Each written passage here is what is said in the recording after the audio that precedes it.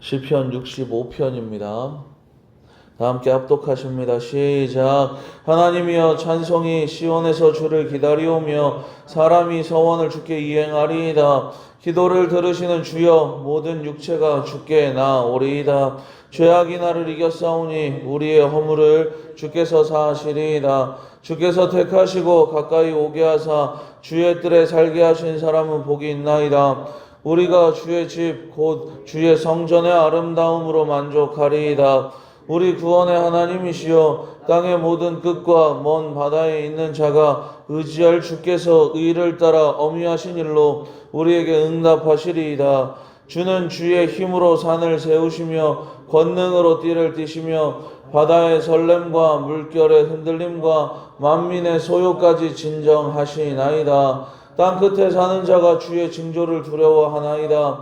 주께서 아침 되는 것과 저녁 되는 것을 즐거워하게 하시며 땅을 돌보사 물을 대어 심히 윤택하게 하시며 하나님의 강에 물이 가득하게 하시고 이같이 땅을 예비하신 후에 그들에게 곡식을 주시나이다. 주께서 밭고랑에 물을 넉넉히 대사 그 이랑을 평평하게 하시며 또 담비로 부드럽게 하시고 그 싹에 복을 주시나이다. 주의 은택으로 하늘을 관 씌우시니 주의 길에는 기름 방울이 떨어지며 들의 초장에도 떨어지니 작은 산들이 기쁨으로 띠를 띠었나이다. 초장은 양떼로 옷 입었고 골짜기는 곡식으로 덮였음에 그들이 다 즐거이 외치고 또 노래하나이다. 아멘.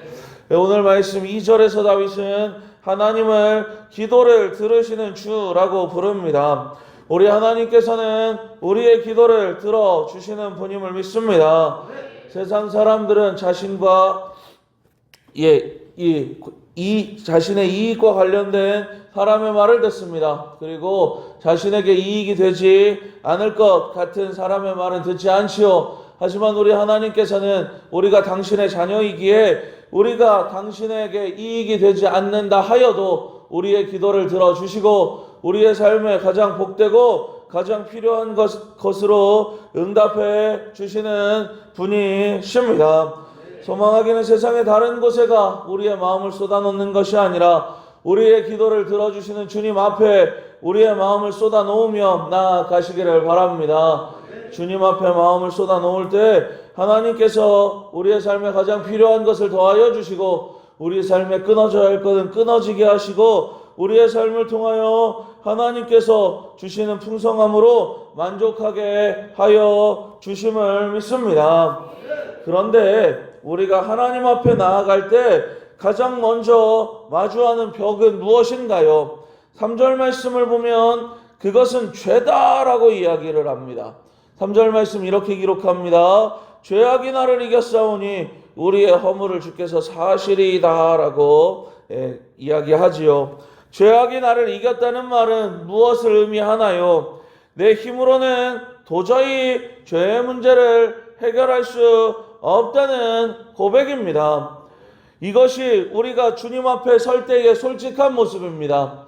열심히 노력하고 힘을 내어 나아가면 문제를 해결할 수 있을 것 같으나 하나님께서 도와주시지 않으면 우리는 아무것도 할 수 없습니다. 라는 고백이 우리 인생, 우리 입술에서 나와야 하는 고백이라는 거예요.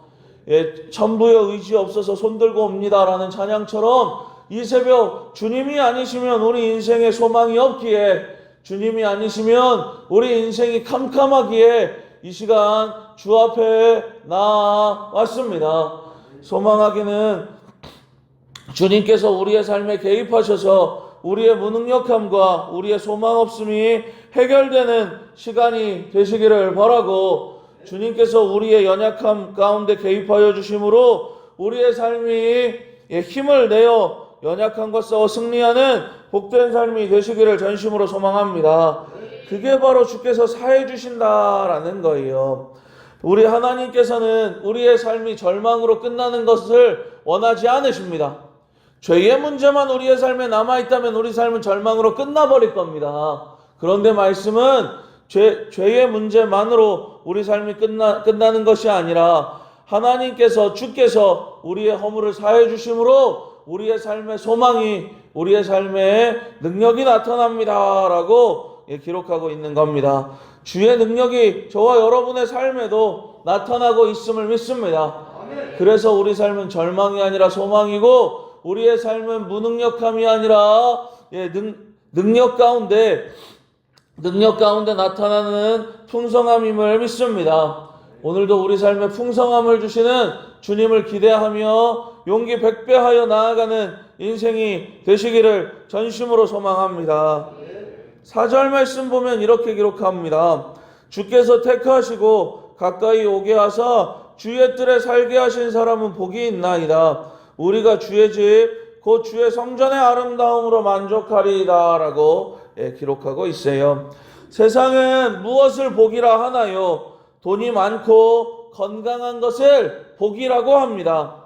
그런데 성경은 무엇을 복이라고 하나요? 하나님이 선택하여 곁에 주신 사람, 그 사람이 복되다고 이야기합니다. 주님께서 저와 여러분을 택하여 주시고 우리가 주님 곁에 있음을 믿습니다. 그렇기 때문에 우리 삶은 복된 인생이다라는 겁니다. 오늘 새벽 졸린 눈을 비비며 이 자리에 나온 것 자체가 하나님께 택함받은 복된 사람이라는 증거입니다. 지금 우리가 앉아있는 이 자리, 주의 뜰에 거하는 이 시간이 세상 무엇과도 바꿀 수 없는 특권이라는 거예요. 그러니 이 새벽 이렇게 고백하시기를 바랍니다. 나는 하나님이 택하신 사람이다. 그래서 이 땅의 어떤 성공보다 하나님께서 주신 복으로 만족하는 사람이다 라고 고백하는 인생 되시기 바랍니다. 이 고백을 하며 나아갈 때 우리의 하루는 세상 그 무엇과도 바꿀 수 없는 기쁨과 행복이 가득한 하루로 만들어 줄 믿습니다. 우리의 내면은 죄 문제로 시끄럽고 우리의 밖은 세상의 소요로 시끄럽습니다. 하지만 하나님은 어떤 분인가요? 5절 말씀 이렇게 기록합니다. 우리 구원의 하나님이시여 땅의 모든 끝과 먼 바다에 있는 자가 의지할 주께서 의를 따라 어미하신 일로 우리에게 응답하시리이다. 아멘입니다. 성경에서 바다는 종종 악의 세력을 상징합니다. 그런데 이 악의 세력을 우리 하나님께서 어떻게 하여 주시나요? 7절 말씀 보면 이렇게 기록하죠. 바다의 설렘과 물결의 흔들림과 만민의 소요까지 진정하시나이다 라고 기록하고 있어요. 하나님께서 통제 불가능한 혼돈과 악의 세력마저도 잠잠하게 하여 주십니다 라고 성경은 기록하는 거예요. 살다 보면 감당할 수 없는 파도가 우리의 인생을 덮쳐올 때가 있습니다. 그런데 우리 하나님께서는 그 거친 바다뿐만 아니라 사람들의 아우성, 만민의 소요까지 잠재우시는 분이십니다. 하나님께서 우리 인생 가운데 있는 모든 문제를 잠잠하라 명하시고 그 문제 가운데 해결책을 더해 주심을 믿습니다. 하나님께서 우리에게 용기를 주셔서 저 파도 위를 걸어오라고 우리에게 명령하십니다. 문제를 바라볼 것이 아니라 그 문제를 잠잠하게 하시고 그 문제를 해결하시는 하나님을 바라보며 나아가는 인생들 되시기를 바랍니다. 베드로가 주님을 바라볼 때는 물에 안 빠졌어요. 그런데 베드로가 파도를 바라보니 물에 빠져버렸습니다. 우리는 문제가 아니라 주님을 바라봐야 하는 사람들임을 믿습니다. 오늘 하루를 살아가는 동안 문제가 아니라 문제보다 크신 하나님, 우리의 문제를 잠잠하게 하실 주님 붙잡고 걸어가는 인생이 되시기를 소망합니다. 이제 시선은 하늘과 바다에서 땅으로 이동합니다. 9절부터는 한 폭의 풍경화 같습니다. 하나님께서 땅을 돌보시고 물을 대어 심히 윤택하게 하시지요. 9절과 10절 말씀 같이 한번 읽어봅니다. 시작. 땅을 돌보사 물을 대어 심히 윤택하게 하시며 하나님의 강에 물이 가득하게 하시고 이같이 땅을 예비하신 후에 그들에게 곡식을 주시나이다. 주께서 밭고랑에 물을 넉넉히 대사 그 이랑을 평평하게 하시며 또 담비로 부드럽게 하시고 그 싹에 복을 주시나이다. 아멘입니다. 농부가 밭을 갈지만 결국 자라게 하시는 분은 하나님이심을 믿습니다. 이게 무슨 얘기냐면 우리가 열심히 내어 노력하면 인생이 풀릴 것 같지만 우리 인생에 여러 가지 풀림과 여러 가지 복을 주시는 분은 하나님이시라는 거예요. 메마른 우리 인생의 밭고랑 사이사이를 찾아오셔서 단비를 내려주시는 하나님과 함께 걸어 가시기를 바랍니다.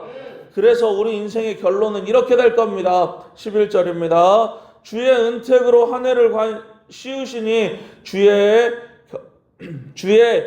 길에는 기름방울이 떨어지며 떨어지며 이것이 우리 인생에 나타나는 결론일 겁니다. 하나님께서 지나가시는 길마다 기름진 은혜가 뚝뚝 떨어진다는 거예요. 거친 들에도 작은 산에도 이 은혜가 흘러 넘칩니다. 그래서 결국 초장은 양떼로 옷 입고 골짜기는 곡식으로 덮여 다 즐거이 노래합니다. 우리의 삶이 때로는 메마른 광야와 같고 거친 들판 같아 보일 때가 있습니다.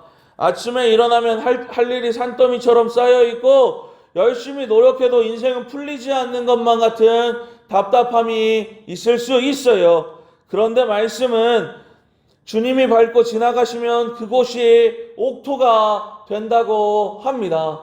오늘 우리 인생 가운데 하나님께서 지나가심을 믿습니다. 우리의 메마른 삶의 현장에 주님이 찾아오실을 믿습니다.